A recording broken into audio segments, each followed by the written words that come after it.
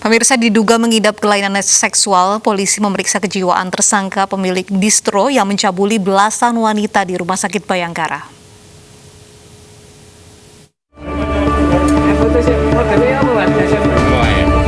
Melengkapi berkas pemeriksaan kasus pencabulan yang dilakukan tersangka sekaligus pemilik distro terhadap belasan wanita di Lamongan, Jawa Timur, Polres Lamongan berencana memeriksa kejiwaan tersangka di Rumah Sakit Bayangkara, Polda Jatim. Hasil berita acara pemeriksaan sementara, polisi menduga tersangka mengidap penyimpangan seksual. Tersangka akan menjalani pemeriksaan psikologi dan kejiwaan. Dari 16 korban, 1 diantaranya adalah anak di bawah umur. Polisi menduga masih banyak korban lainnya yang belum berani melapor karena takut dan malu. Terkait dengan pencabulan, kemudian kita laksanakan penyelidikan terkait beberapa korban ini. Ada 16 korban, namun salah satunya ada beberapa yang masih di bawah umur. 1 yang masih di bawah umur, selebihnya sudah dewasa. Ini modusnya, korban ini diminta untuk menjadi mengendorse pakaian yang dimiliki oleh tersangka. Sebelumnya belasan wanita dicabuli dengan iming-iming akan menjadi model pakaian distro. Korban dicabuli di ruang fitting room atau ruang ganti saat sesi pemotretan. Dari Lamongan, Jawa Timur, Abdul Wahid, iNews melaporkan. Akibat terlilit hutang, seorang paman di Deli Serdang, Sumatera Utara tega membunuh keponakannya sendiri. Jasad korban ditemukan ibunya terikat di dalam kamar. Polisi menangkap tersangka S, SU, dan MH terkait pencurian dan pemerkosaan terhadap siswi SMK di Desa Tanjung Selamat, Kabupaten Deli Serdang, Sumatera Utara. Pelaku tak lain adalah paman korban. Kepada polisi, tersangka mengaku nekat menganiaya keponakannya karena membutuhkan uang untuk membayar hutang. Tersangka marah karena korban enggan menunjukkan tempat penyimpanan uang ibunya. Pelaku pun memukul korban hingga tak sadarkan diri. Tersangka kemudian memperkosa sebelum pergi membawa barang berharga milik korban. Kosong-kosong ibu korban pulang ke rumah, namun rumahnya terkunci dan lampunya mati. Kemudian meminta tolong saudaranya untuk mendobrak pintu rumah. Ketika masuk di dalam rumah, didapati putrinya, yaitu korban umur 15 tahun, sudah tergeletak di kasur dengan kondisi tangan terikat di belakang.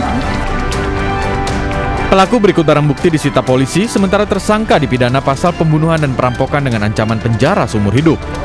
Dari Medan, Sumatera Utara, Adi Palapaharahap, iNews melaporkan.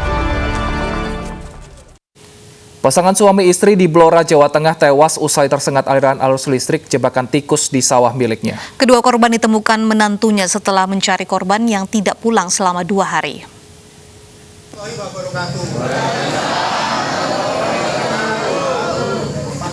Pasangan suami istri yang merupakan petani warga Dukuh Peting, Kabupaten Blora, Jawa Tengah tewas akibat tersengat jebakan tikus yang dialiri listrik di sawah miliknya. Kedua korban ditemukan menantunya yang mencari korban karena tidak pulang selama 2 hari. Keduanya ditemukan tewas dengan luka bakar di telapak tangan. Polisi menggelar olah tempat kejadian perkara setelah mendapat laporan dari menantu korban. Keduanya kemudian dimakamkan usai dipastikan tidak ditemukan tanda-tanda penganiayaan di tubuh korban.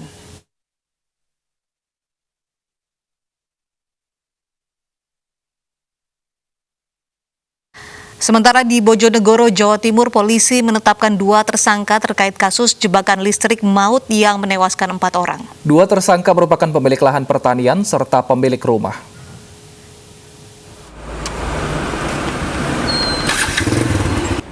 Petugas Satuan Reserse Kriminal Polres Bojonegoro menetapkan 2 orang tersangka dalam kasus jebakan tikus maut yang menewaskan 1 keluarga di Desa Tambah Rejo, Kecamatan Kanor, Kabupaten Bojonegoro, Jawa Timur. Kapolres Bojonegoro AKBP M. Budi Hendrawan mengatakan penetapan ini dilakukan setelah polisi memeriksa 5 orang saksi serta melakukan gelar perkara atas kasus tersebut. 2 tersangka adalah S dan T selaku pemilik lahan pertanian yang memberi jebakan tikus serta pemilik rumah yang mengaliri listrik. Penyidik kemarin sudah melakukan pemeriksaan, kita identifikasi di lokasi, kita sudah memeriksa beberapa saksi, tadi malam sudah digelar perkara, hari ini pemeriksaan tersangka 2. Kedua tersangka dijerat pasal 359 KUHP tentang kelalaian yang menyebabkan orang meninggal dunia dengan ancaman hukuman 6 tahun penjara. Dari Bojonegoro, Jawa Timur, Dedi Mahdi, iNews melaporkan. Siapa di balik protes Undang-Undang Cipta Kerja? Kami akan membahasnya usai jeda berikut, tetap bersama kami.